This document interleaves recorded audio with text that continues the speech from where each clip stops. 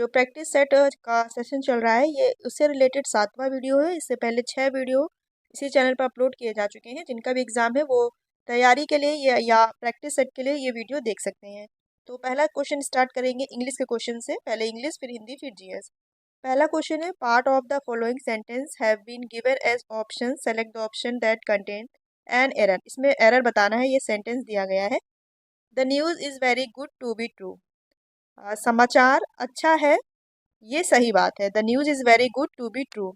तो इसमें very good की जगह जो यूज़ किया जाएगा ये किया जाएगा टू, क्योंकि जो वेरी का मतलब है, वेरी गुड का मतलब है ये किसी अधिकता के लिए है, जबकि जो टी डबल ओ टू का प्रयोग होगा ये आवश्यकता से अधिक के लिए प्रयोग किया जा रहा है।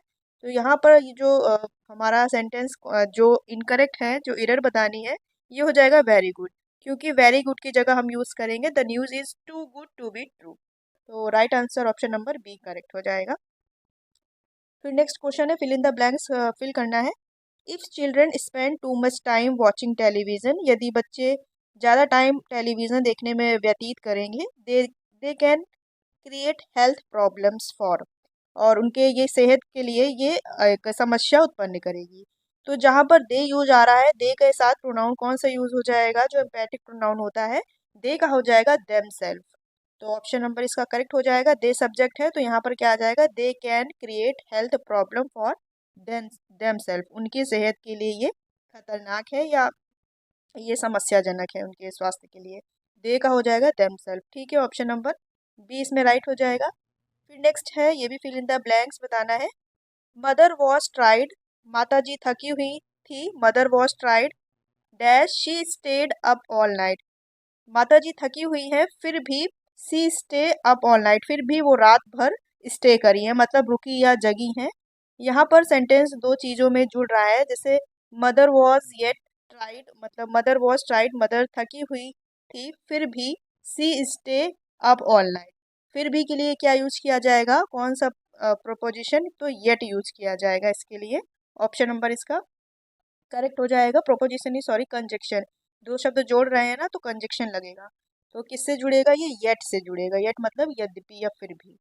ऑप्शन नंबर इसका बी करेक्ट है। फिर चूज द करेक्ट है, सिनोनिम्स सिनोनिम्स बताने हैं। ठीक है, प्रिमेटिव, प्रिमेटिव का क्या हो जाएगा? प्रिमेटिव का ऑप्शन दिए गए हैं प्रेजेंट, एंशिएंट, मॉडर्न या कल्चरल। तो इसका जो सिनोनिम समानार्थी या पर्यायवाची कह सकते हैं। तो जो प्रिमिटिव है इसका मतलब क्या होता है? मतलब कि प्रारंभिक या प्राथमिक कह सकते हैं, प्राचीन भी कह सकते हैं एक तरीके से। तो इसका जो समानार्थी शब्द हो जाएगा ये हो जाएगा एंशिएंट, क्योंकि एंशिएंट मीन्स भी प्राचीन या पुराना ही होता है, और प्रिमिटिव मतलब भी प्राचीन, पुराना, प्रारंभिक कह सकते हैं। मॉडर्न तो आज के ज़माने का कल्चरल सभ्यता हो जाएगा। प्रेजेंट तो मतलब वर्तमान। ठीक है, इसका right answer option number B correct है। फिर चूज द करेक्ट, अच्छा एंटोनिम्स बताने हैं, मतलब विलोम शब्द। तो नॉमिनेट, नॉमिनेट मतलब होता है नामित करना किसी चीज का, जिसे मनोनयन या मनोनीत किया जाता है, नामित करना, नॉमिनेट। तो इसका अपोजिट क्या हो जाएगा? इसका राइट आंसर हो जाएगा रिजेक्ट। नॉमिनेट मतलब नामित करना, रिजेक्ट मतलब हटा देना। रिजेक्ट हो जाएगा करेक्ट आंसर। ऑप्शन नंबर इसका करेक्ट हो जाएगा रिजेक्ट करना। ठीक है, फिर देखेंगे अगला क्वेश्चन है छठवां, select the most appropriate antonyms. इसमें भी एंटोनिम्स बताना है, लेकिन जिसमें अंडरलाइन दिया गया है वर्ड में। वर्ड है the old man was not only infirm but also blind and was unable to move around himself. तो इसमें कुल मिलाकर बस हमें इनफिर्म का एंटोनिम्स मतलब अपोजिट वर्ड बताना है। तो इनफिर्म का शाब्दिक अर्थ या मीनिंग हो जाता है कमजोर या दुर्बल से। तो इसका अपोजिट क्या हो जाएगा? रोबुस्ट। ऑप्शन नंबर इसका बी करेक्ट हो जाएगा, क्योंकि रोबुस्ट मतलब होता है मजबूती से, मजबूत। और इन्फ्यूम मतलब होता है कमजोर, पतला दुबला। और रोबुस्ट क्या हो जाएगा? मजबूत, तगड़ा। ठीक है, तो राइट आंसर ऑप्शन नंबर इसका क्या हो जाएगा? ऑप्शन नंबर बी इसका करेक्ट आंसर हो जाएगा। फिर नेक्स्ट देखेंगे, choose the word which meanings the same as the group of word given. अच्छा, जो इसमें ईडियम्स बताना है, वाक्यांशों के लिए एक शब्द, वन वर्ड बताना है। Government by official in a state, government by official in a state. नौकरशाही, मतलब कि जहाँ पर नौकरशाही व्यवस्था है उसको क्या बोलते हैं? तो ये हो जाएगा ब्यूरोक्रेसी। क्या हो जाएगा? ब्यूरोक्रेसी। ऑप्शन नंबर इसका राइट हो जाएगा बी। इसका जो शाब्दिक अर्थ है ब्यूरोक्रेसी का क्या हो जाता है, अफसरशाही या नौकरशाही तंत्र। ऑप्शन नंबर इसका बी करेक्ट हो जाएगा। और जो और भी मीनिंग दिए हुए हैं, ये प्लूटोक्रेसी, इसका मतलब होता है रिच वर्ग से, मतलब धनी वर्ग का, जो मतलब राइट आंसर तो ऑप्शन नंबर बी है, लेकिन ये मैं बता रही हूँ जो प्लूटोक्रेसी इसका मतलब हो जाएगा धनी या रिच वर्ग से। और ये क्या है, ये लिखा हुआ है डिक्टेटरशिप, तो इसका क्या मतलब होता है, डिक्टेटरशिप का मतलब हो जाता है तानाशाही। ठीक है, और ये क्या था हमारा, ये था नौकरशाही या अफसरशाही, ब्यूरोक्रेसी। ठीक है, तानाशाही हो जाएगा ये डिक्टेटरशिप। और ये एरिस्टोक्रेसी है, इसका मतलब हो जाता है सिस्टजन से। ठीक है, तो जो government by official in a state का वन वर्ड में क्या यूज करेंगे, नौकरशाही या अफसरशाही, ब्यूरोक्रेसी। ठीक है, ऑप्शन नंबर इसका बी करेक्ट है। मतलब इसका है किसी राज्य में विशेष नौकरशाही को क्या कहेंगे वन वर्ड में, ब्यूरोक्रेसी। फिर है identify the incorrectly spelled word, जो मीनिंग गलत है इसमें, इसमें वो बताना है।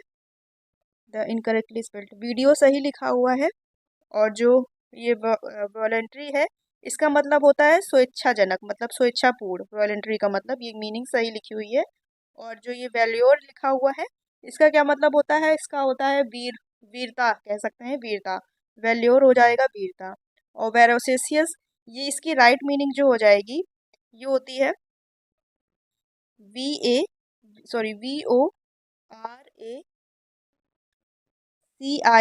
VORACIOUS। ठीक है, बाकी सब ठीक लिखा हुआ है। यहाँ पर क्या आ जाएगा, VORACI, यहाँ पर सी के बाद आई हो जाएगा, तब ये मीनिंग सही हो जाती है। तो इसका मतलब क्या हो जाता है, इसका लालची या पेटू या ज़्यादा खाने वाला, वेरोसियस। तो यही गलत है, क्योंकि वेरोसियस की हो जाएगी VORACIOUS। तो इसमें ही जो ये है, यही इनकरेक्ट मीनिंग थी जो कि हमें बतानी थी। तो ऑप्शन नंबर इसका सी करेक्ट हो जाएगा।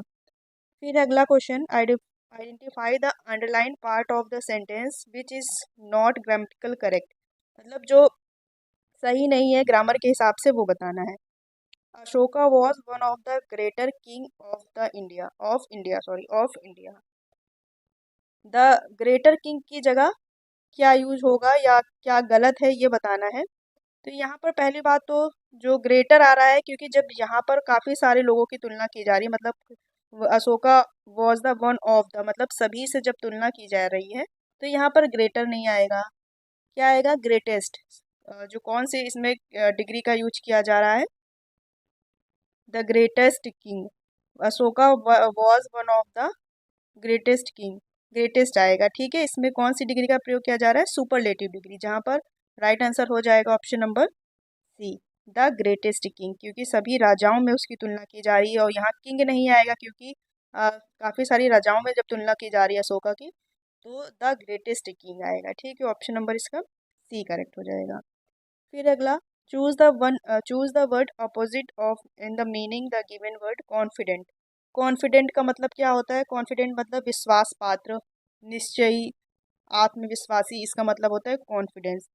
तो इसमें वन वर्ड अपोजिट, अपोजिट बताना है। कॉन्फिडेंट का हो जाएगा विश्वास पात्र या निश्चय, तो इसका अपोजिट हो जाएगा डिफिडेंट।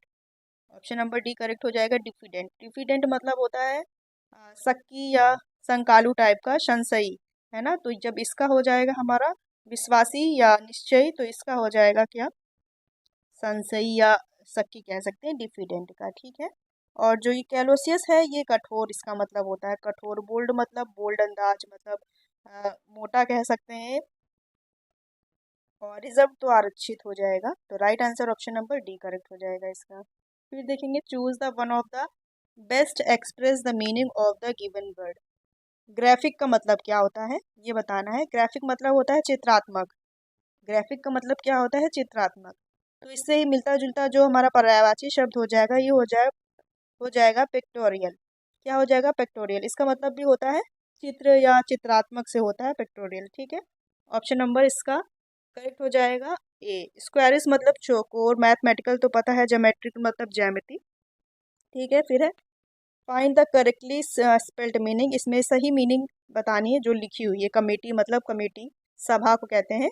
तो इसकी जो करेक्ट स्पेलिंग है, ये क्या हो जाएगी, इसका राइट आंसर हो जाएगा कमेटी, COMMITTEE। इसी काफ़ी बार एग्जाम में पूछी गई है। COMMITTEE। करेक्ट आंसर बी है। फिर नेक्स्ट क्वेश्चन देखेंगे। इसमें क्या बताना है, सेंटेंस लिखा हुआ है if I would have realise the nature of the job earlier. यदि मुझे जॉब के नेचर या के बारे में पहले पता हो जाता। आई वुड नॉट हैव एक्सेप्टेड, मैं इसे एक्सेप्ट नहीं करता। अगर मुझे इस जॉब के बारे में पहले पता हो जाता तो इसे मैं एक्सेप्ट ना करता। तो इसमें बताना है जो अंडरलाइन है इसकी जगह क्या यूज़ किया जाएगा, ये जो ऑप्शन दिए हुए हैं। तो इसकी जगह आएगा हैड आई, बीन नहीं आएगा, क्या आएगा हैड आई, ऑप्शन में शायद मिस्टेक है। Had I realise the nature of the job earlier, यदि मुझे पास्ट में बात हो रही ना, यदि मुझे पहले पता होता। Had I realise the nature of the job earlier I would not have accepted. तो इसका राइट आंसर हो जाएगा ऑप्शन नंबर सी करेक्ट हो जाएगा। ठीक है, फिर देखेंगे अगला। गिव वन वर्ड बताना है इसमें। Account of a person's life written by himself. Himself मतलब अपने द्वारा लिखी गई कोई भी जीवनी को क्या कहते हैं, उसको क्या कहते हैं, ऑटोबायोग्राफी। स्वयं के द्वारा लिखी गई क्या कहलाती है, ऑटोबायोग्राफी। और बायोग्राफी क्या हो जाएगा, तो बायोग्राफी हो जाएगा कि जीवनी या जीवन परिचय। और जो पेसिमिस्ट है ये हो जाएगा निराशावादी, इसका जो मतलब होता है। ऑप्टिमिस्ट हो जाएगा आशावादी, ये निराशावादी, ये आशावादी। तो right answer option number C हो जाएगा ऑटोबायोग्राफी। फिर नेक्स्ट देखेंगे इसमें क्या बताना है। Rearrange the following words phrase to make a meaningful sentence. ये जो हमारा दिया गया है सेंटेंस, इसको मीनिंगफुल करना है पूरा। पीपल्स सॉरी पॉपुलेशन, फिर है middle class, increasing is, costing along. तो पहले तो हमको सब्जेक्ट ढूंढना है। सब्जेक्ट क्या है हमारा, मिडिल क्लास। मिडिल क्लास ठीक है क्योंकि अलोंग पहले नहीं आएगा। पॉपुलेशन मिडिल क्लास नहीं होगा। इंक्रीजिंग पॉपुलेशन मिडिल क्लास नहीं। जो मध्यम वर्ग बताया जा रहा है, मध्यम वर्ग की आबादी समुद्र तट के किनारे बढ़ रही है, इसका जो मीनिंगफुल है, इसका मतलब है। तो मध्यम वर्ग शुरुआत करेंगे मध्यम वर्ग से, तो ऑप्शन नंबर बी करेक्ट हो जाएगा। Middle class population is increasing along coast line, मतलब मध्यम वर्ग की आबादी समुद्र तट के किनारे बढ़ रही है। कोस्ट लाइन मतलब होता है समुद्र तटीय। ठीक है, तो ऑप्शन नंबर इसका बी करेक्ट हो जाएगा, जो अरेंजिंग फॉर्म में पूछा जा रहा है। फिर देखेंगे fill in the blanks with the suitable preposition. इसमें प्रोपोजिशन भरना है। फिल इन द ब्लैंक्स पहले ही लगा दिया है। Dash all the children in the class I find Suhana to be most attentive. तो all the children in the class मतलब सभी बच्चों में तुलना की जा रही है। सभी बच्चों की बात हो रही है। I find Suhana to the most attentive. Suhana is the most attentive girl है। तो इसमें जब दो से अधिक, जब अगर दो बच्चों की तुलना की जा रही है तो उसमें क्या लग जाएगा, तो उसमें लगता है बिटवीन। दो व्यक्तियों या दो वस्तुओं की तुलना की जाएगी तो उसमें लगता है बिटवीन। इसे बताया जा रहा है ऑल द चिल्ड्रन मतलब सभी बच्चों में उसकी तुलना की जा रही है। तो जब दो या दो से अधिक व्यक्ति या वस्तुओं के साथ कंपेयर किया जाएगा या तुलना की जाएगी तो उसमें अमोंग लगता है। ठीक है, among option number A correct हो जाएगा, जो करेक्ट प्रोपोजिशन आएगा एमंग आ जाएगा। ठीक है, दो व्यक्तियों की तुलना में बिटवीन और दो से अधिक व्यक्ति या वस्तु की तुलना में एमंग का यूज करेंगे। फिर अगला देखेंगे, change the direct speech to indirect.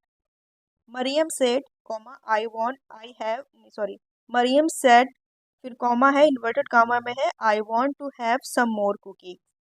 I want to have some more cookies. तो इसका रूल होते हैं डायरेक्ट इनडायरेक्ट का पूरा, इसका भी एक अलग चैप्टर होता है। तो इसमें जो करेक्ट हो जाएगा, मरियम सेड दैट, कहाँ पर है, मरियम सेड दैट, इसमें नहीं है, इसमें नहीं। ठीक है, ये है मरियम सेड दैट। तो कंजक्शन जब हम ये कॉमा हटाते हैं तो पहली बात तो इसमें दैट लग जाता है। तो हमारा क्वेश्चन सॉल्व हो गया क्योंकि दैट और किसी में नहीं लगा है, तो सारे ऑप्शन देखने ही नहीं है। तो राइट आंसर ऑप्शन नंबर हमारा डी हो जाएगा। Mariam said that she wanted to have some more cookies. ठीक है, इसके पूरे रूल होते हैं, रूल रेगुलेशन से पूरा ये जो डायरेक्ट और इनडायरेक्ट स्पीच है ये पूरा कंप्लीट होता है। क्योंकि इसका जैसे रूल देखा जाए तो प्रेजेंट इंडेफिनिट टेंस की वर्ब में जैसे यहाँ पर वांट लगा हुआ है, तो जब ये चेंज होगा तो किस में चेंज होगा, तो पास्ट इंडेफिनिट टेंस में चेंज होगा, जहाँ पर वांटेड लग जाएगा, ये सी वांटेड हो जाएगा। ठीक है, मरियम है लड़की है तो सी का उपयोग किया गया है। तो इस प्रकार से पूरा इसका डायरेक्ट इनडायरेक्ट का चैप्टर है वो अपना फॉर्म देख लेंगे। इसका right answer option number D correct हो जाएगा। फिर देखेंगे fill in the blank with the suitable conjunction. इसमें कंजक्शन फिल करना है जो सही होगा। You will fall ill dash you don't cover yourself properly. तुम बीमार पड़ जाओगी dash you don't cover yourself properly, अगर तुमने अपने आप को सही से नहीं ढका। तो इफ़ आ जाएगा, इफ से बन रहा है sentence, if you don't cover yourself properly. ठीक है, right answer option number B सही हो जाएगा इसका। फिर देखेंगे अगला क्वेश्चन क्या है। Fill in the blank with the appropriate modal. Modal भरनी है, मॉडल वर्ब। जैसे he is working hard so that he dash win a scholarship. यदि तुम कड़ी मेहनत करोगे तो तुम स्कॉलरशिप जीत जाओगे। इसमें सही मॉडल वर्ब क्या आएगी, इसमें आएगी ही में विन अ स्कॉलरशिप, क्योंकि ये सब चाहिए का मतलब, इन सब का मतलब क्या है, चाहिए से रिलेटेड है।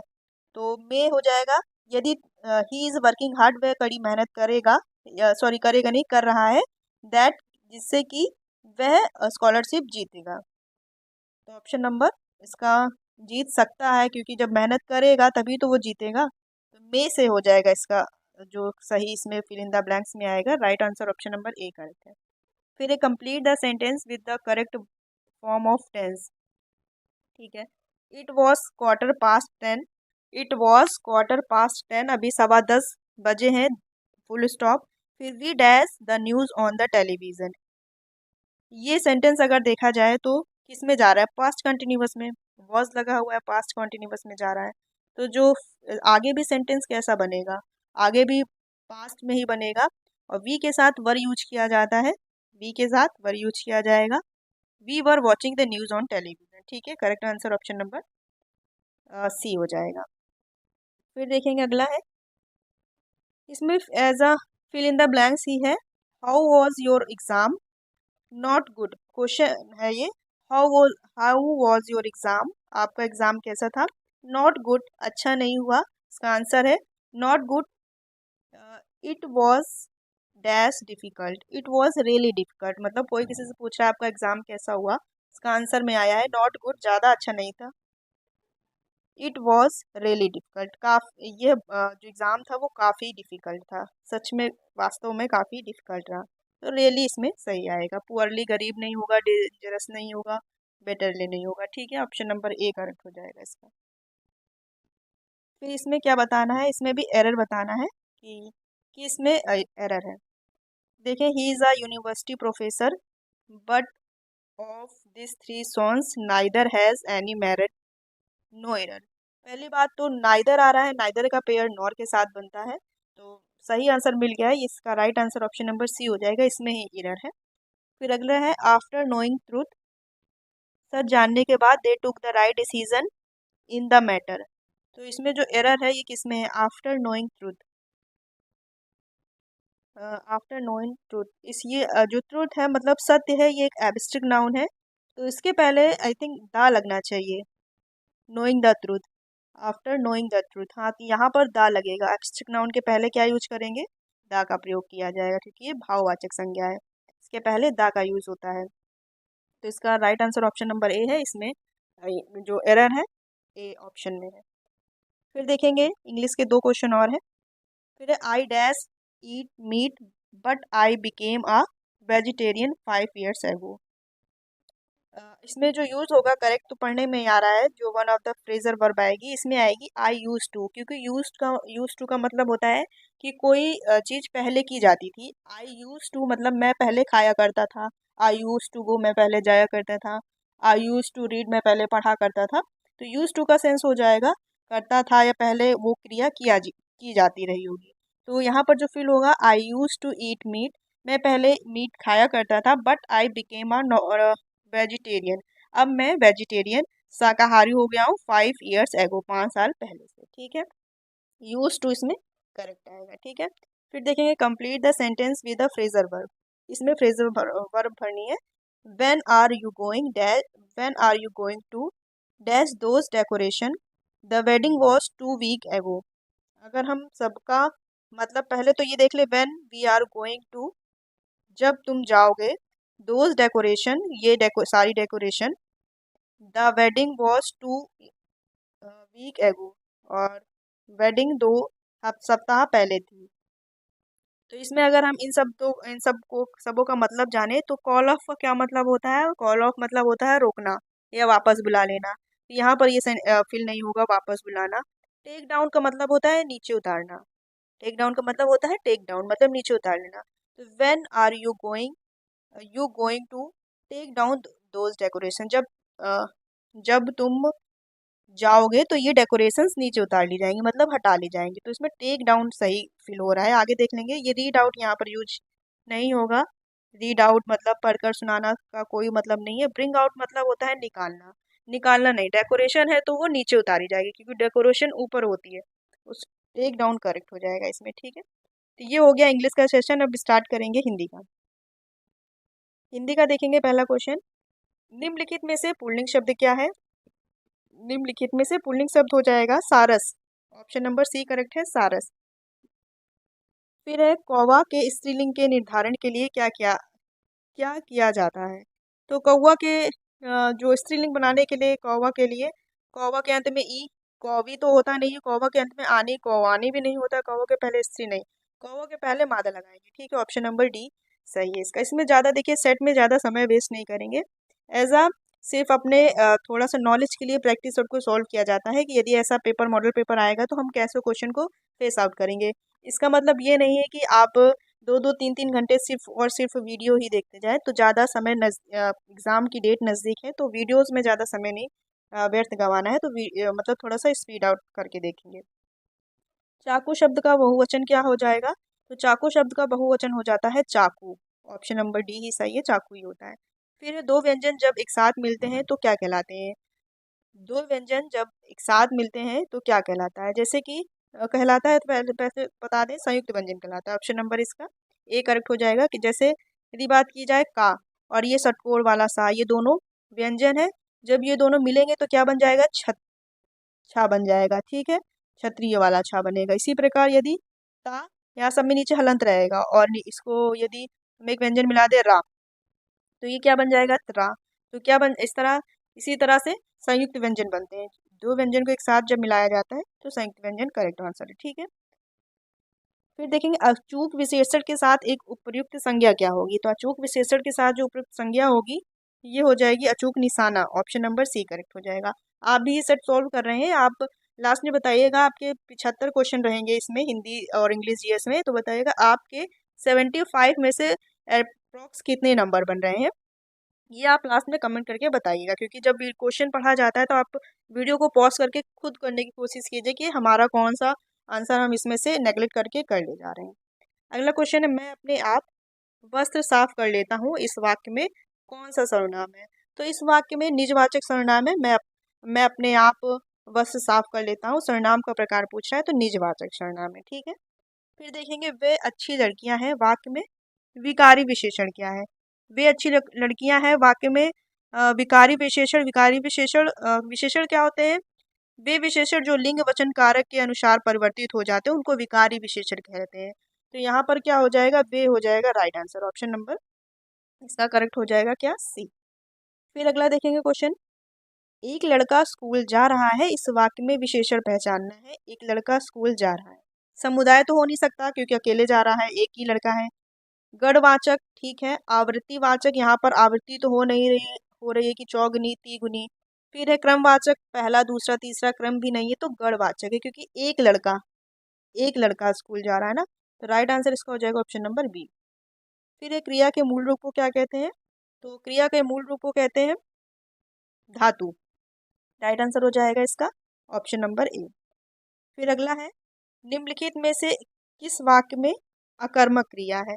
तो अकर्मक क्रिया है, पढ़ेंगे पहले। पानी बरस रहा है, ठीक है। मैं गेहूं पिसवाता हूँ, क्या पिसवाता हूँ? गेहूं, इसमें कर्मक है, ये सकर्मक है मतलब। फिर है श्याम निबंध लिखता है, क्या लिखता है? निबंध लिखता है, इसमें भी कर्म है। राम मोहन को रुला रहा है, इसमें भी कर्म है। तो ऑप्शन नंबर करेक्ट हो जाएगा ऑप्शन नंबर ए। इसमें अकर्मक क्रिया पूछ रहा है किस वाक्य में है, तो पानी बरस रहा है, इसमें है अकर्मक क्रिया, ठीक है। ऑप्शन नंबर इसका करेक्ट हो जाएगा ए। फिर देखेंगे अगला क्वेश्चन। मोहिनी ने चिड़ियाघर में पक्षी देखे, रेखांकित शब्द में कौन सा कारक है, कारक पूछ रहा है। मोहिनी ने चिड़ियाघर में पक्षी देखे, मतलब पक्षी को देखा, तो को आ रहा है, साइलेंट है लेकिन को ही आ रहा है। कर्ता ने कर्म को, तो क्या चला जाएगा, कर्म को। हमारा कौन सा कारक हो जाएगा, कर्म को कारक। ऑप्शन नंबर इसका सी करेक्ट हो जाएगा। कभी कभी ये साइलेंट भी रहता है, तभी एग्जाम में कंफ्यूजन आता है। ऐसे क्वेश्चन जरूर पूछे जाते हैं। अगला क्वेश्चन देखेंगे, मुख्य अतिथि के सम्मान में यह आयोजन किया गया, इस वाक्य में रेखांकित शब्द में कारक क्या है। इसमें भी कारक बताना है। कारक होते हैं, कर्ता ने कर्म को करण से के द्वारा संप्रदान के लिए या पदान से अलग होना, संबंध का के की अधिकरण में पर, में पर में आ रहा है ना, सम्मान में यह आयोजन किया जा रहा है, तो अधिकरण हो जाएगा। ऑप्शन नंबर इसका करेक्ट हो जाएगा, ऑप्शन नंबर ए। फिर देखेंगे, अन्न और अन्य शब्द युग्म के सही भेद का चयन करना है। तो एक अन्न हो जाएगा अनाज, ठीक है, और दूसरा अन्न हो जाएगा दूसरा। ऑप्शन नंबर इसका ए करेक्ट है।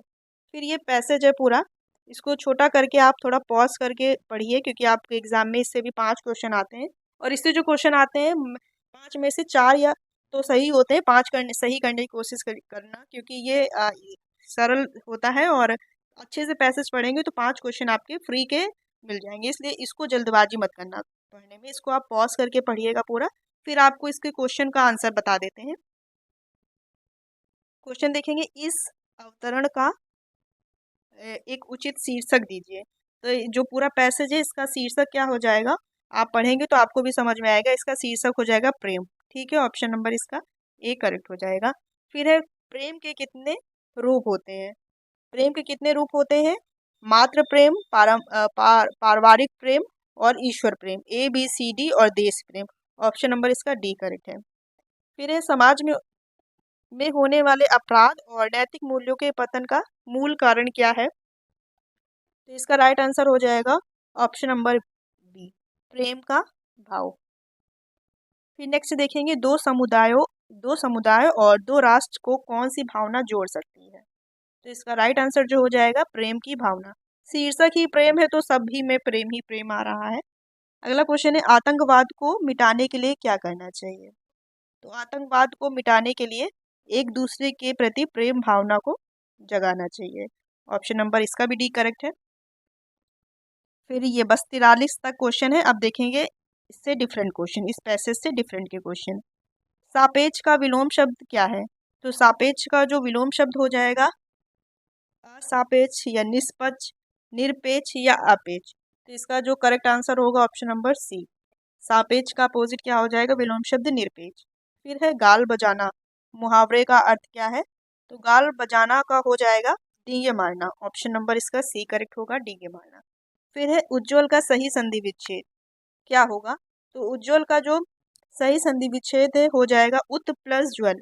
किस में है, सब में है, मतलब सब में तो अलग अलग है, जा है इसी में है, उत उत प्लस ज्वल। ऑप्शन नंबर इसका ए करेक्ट हो जाएगा। और ये किस संधि के अंतर्गत आएगा, अगर संधि पूछ ली जाए कभी तो उज्ज्वल पूछ आ जाएगा हमारा व्यंजन संधि के अंतर्गत, ठीक है। फिर अगला क्वेश्चन देखेंगे, ईश्वर तुम्हें सफलता प्रदान करे और भगवान करे कि आप जो भी एग्जाम देने जा रहे हैं और जो ये प्रैक्टिस सेट सॉल्व कर रहे हैं या देख रहे हैं, भगवान आपको भी सफलता प्रदान करे। चलिए क्वेश्चन देखेंगे, ईश्वर तुम्हें सफलता प्रदान करे, यह वाक्य है। तो ये कैसा वाक्य है, ये हो जाएगा इच्छावाचक वाक्य है ना, इच्छा है मेरी कि आप लोग सभी सफल हो जाएं, ठीक है, इच्छावाचक है। फिर अगला, इनमें से एक शब्द की वर्तनी अशुद्धि है, तो इसमें बताना है कौन सा अशुद्धि है। अधीन सही लिखा हुआ है, भागीरथी भी सही लिखा है, अनुग्रहित भी सही लिखा हुआ है, जागृत ऐसे नहीं लिखा जाता है, जागृत ऐसे लिखा जाएगा, नीचे ये वाला रा उड़ेगा, ठीक है। तो ऑप्शन नंबर सी करेक्ट हो जाएगा, इसमें ही वर्तनीय शुद्धि है।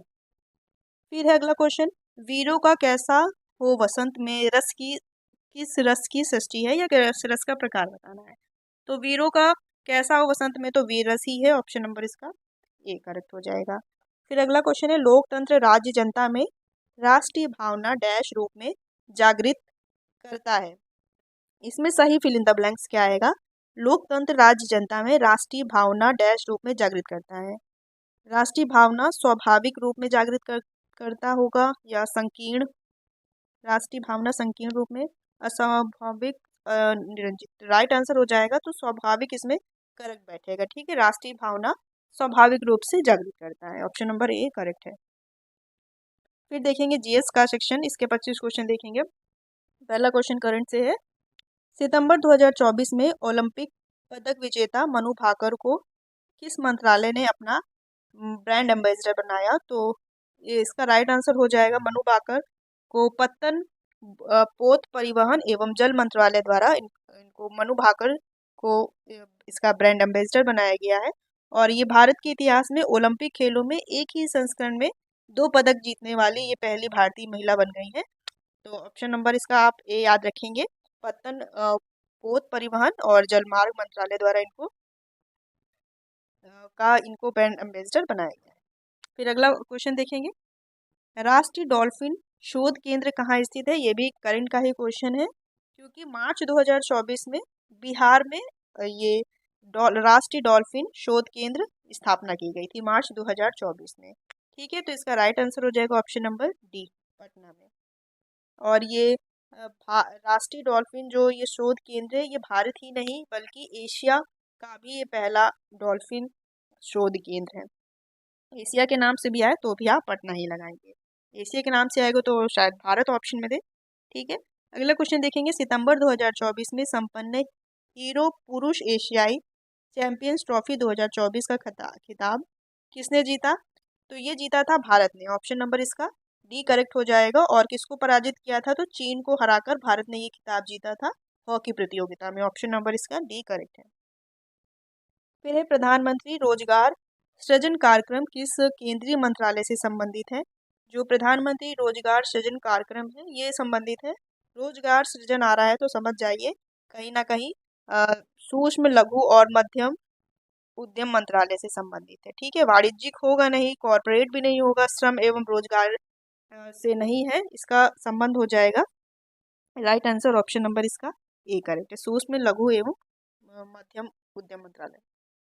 फिर नेक्स्ट क्वेश्चन है। निम्नलिखित में से किस विश्वविद्यालय की स्थापना पाल शासकों ने की थी? तो पाल शासकों ने निम्नलिखित में से किस विद्यालय की स्थापना पाल शासकों ने की थी? तो इसका राइट आंसर हो जाएगा ऑप्शन नंबर बी, विक्रमशिला की स्थापना ये पाल शासकों में धर्मपाल द्वारा की गई थी। ठीक है, विक्रमशिला।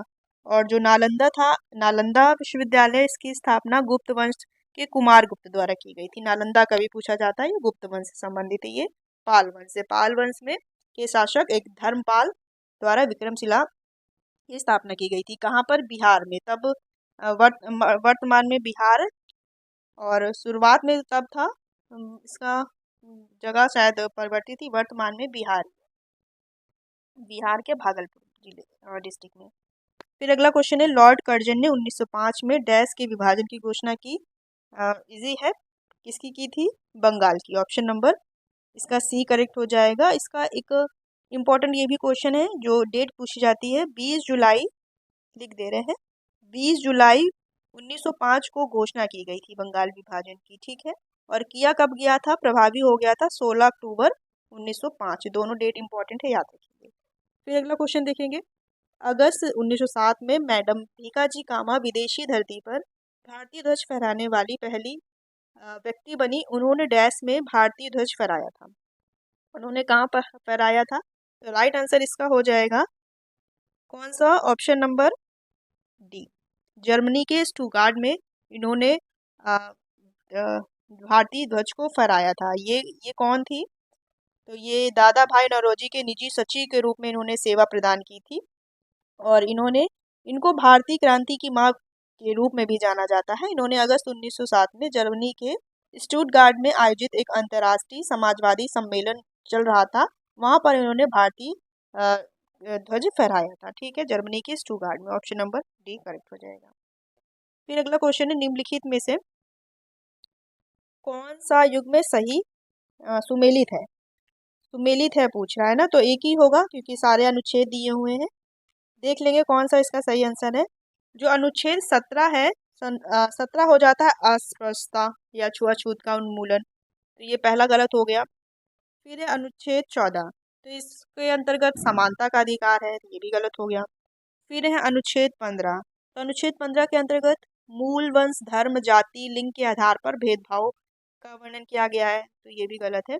अनुच्छेद 21 में क्या है? अनुच्छेद 21 में वाक और अभिव्यक्ति या स्वतंत्र संबंधी विशिष्ट अधिकारों का संरक्षण है। तो ये सही है, ऑप्शन नंबर इसका डी करेक्ट हो जाएगा। अगला देखेंगे, निम्नलिखित में से केंद्र सरकार का विधायी अंग कौन सा है? तो केंद्र सरकार का जो विधायी अंग है ये संसद है। ऑप्शन नंबर इसका करेक्ट हो जाएगा, ऑप्शन नंबर सी संसद। ठीक है, संसद के अंतर्गत लोकसभा राज्यसभा है। संसद का प्रावधान 79 अनुच्छेद में है, लोकसभा का 81 में है, राज्यसभा का 80 में है। फिर देखेंगे अगला क्वेश्चन, उच्चतम न्यायालय या उच्च न्यायालय के न्यायाधीश को किस आधार पर पद से हटाया जा सकता है? जो उच्चतम सुप्रीम कोर्ट या हाई कोर्ट के जो न्यायाधीश होते हैं इनको किस आधार पर हटाया जा सकता है? तो सिद्ध कदाचार और असमर्थता। ठीक है, इसका राइट आंसर जो हो जाएगा ऑप्शन नंबर सी करेक्ट हो जाएगा। ठीक है, फिर देखेंगे अगला क्वेश्चन, राज्य लोक सेवा आयोग के अध्यक्ष और सदस्यों की नियुक्ति कौन करता है? तो जो राज्य लोक सेवा आयोग होते हैं इनके सदस्यों की नियुक्ति करता है राज्यपाल। ठीक है, राज्य लोक सेवा आयोग के अध्यक्ष और सदस्यों की नियुक्ति पूछ रहा है। यदि पूछेगा कि संघ लोक सेवा आयोग मतलब केंद्र सरकार में कौन करता है, तब हमारा हो जाएगा, तब जब वो पूछेगा तो उसका राइट आंसर हो जाएगा ऑप्शन नंबर, इसमें ऑप्शन नहीं है, राष्ट्रपति के द्वारा नियुक्ति की जाती है संघ लोक सेवा आयोग की। ठीक है, सदस्यों और अध्यक्ष जो अध्यक्ष होते हैं उनकी नियुक्ति राष्ट्रपति की जाती है। इसमें राज्य लोक सेवा आयोग है तो राज्यपाल हो जाएगा। फिर अगला क्वेश्चन देखेंगे, नर्मदा नदी का उद्गम किस राज्य में स्थित अमरकंटक की पहाड़ियों से होता है? तो जो नर्मदा नदी का उद्गम स्थल है ये हो जाएगा मध्य प्रदेश। ऑप्शन नंबर इसका करेक्ट हो जाएगा बी, ऑप्शन नंबर बी हो जाएगा मध्य प्रदेश से। फिर अगला, दाचीगम राष्ट्रीय उद्यान निम्नलिखित में से किस राज्य या केंद्र शासित प्रदेश में है? तो दाचीगम है जम्मू कश्मीर के श्रीनगर में। ऑप्शन नंबर इसका क्या करेक्ट हो जाएगा? डी, और ये हंगुल या कश्मीरी हिरण के लिए प्रसिद्ध है। ठीक है, फिर नेक्स्ट है, निम्नलिखित में से कौन उत्तर प्रदेश की निर्वाह फसल का उदाहरण है? तो राइट आंसर इसका हो जाएगा ऑप्शन नंबर गेहूं, गेहूं हो जाएगा, ऑप्शन नंबर बी करेक्ट हो जाएगा। हाँ, करेक्ट हो जाएगा बी। ठीक है, और जो गेहूं है ये उत्तर प्रदेश की निर्वाह फसल है, और गन्ना, गन्ना उत्तर प्रदेश में क्या कहा जाता है? इसको नकदी फसल कहा जाता है। ठीक है, फिर अगला क्वेश्चन देखेंगे, भारत का निम्नलिखित में से कौन सा लौह और इस्पात संयंत्र बंगाल की खाड़ी पर स्थित है? कौन सा है? कौन सा लौह और इस्पात संयंत्र बंगाल की खाड़ी में स्थित है? राइट आंसर ऑप्शन नंबर हो जाएगा सी, जो विशाखापट्टनम भारत का विशाखापट्टनम इस्पात संयंत्र बंगाल की खाड़ी के तट पर स्थित है। ठीक है, और विशाखापट्टनम कहाँ? आंध्र प्रदेश में। ऑप्शन नंबर सी करेक्ट हो जाएगा। फिर देखेंगे, चाल की एसआई इकाई होती है। चाल बराबर क्या होता है? दूरी बटे समय। चाल बराबर क्या होता है? दूरी बटे समय। तो इसका इकाई या मात्रक हो जाएगा मीटर प्रति सेकंड। ऑप्शन नंबर इसका सी करेक्ट हो जाएगा। ठीक है, फिर अगला क्वेश्चन देखेंगे, निम्नलिखित में से जीपीआरएस का पूर्ण रूप क्या है? तो जीपीआरएस का पूरा फुल फॉर्म क्या हो जाएगा? General packet radio service. क्या है? General packet radio service. Release नहीं होगा, रेडियो सर्विस है लेकिन प्रोटोकॉल नहीं होगा, पैकेट रेडियो इसमें ग्रुप लिखा हुआ है। ठीक है, ऑप्शन नंबर ए इसका करेक्ट हो जाएगा। फिर नेक्स्ट देखेंगे, सूर्य का प्रकाश पर्याप्त मात्रा में मिलने से पर्याप्त मात्रा में ना मिलने से किस विटामिन की कमी हो जाती है? किस विटामिन की कमी हो जाएगी? तो इसका डी हो जाएगा, विटामिन डी की कमी से।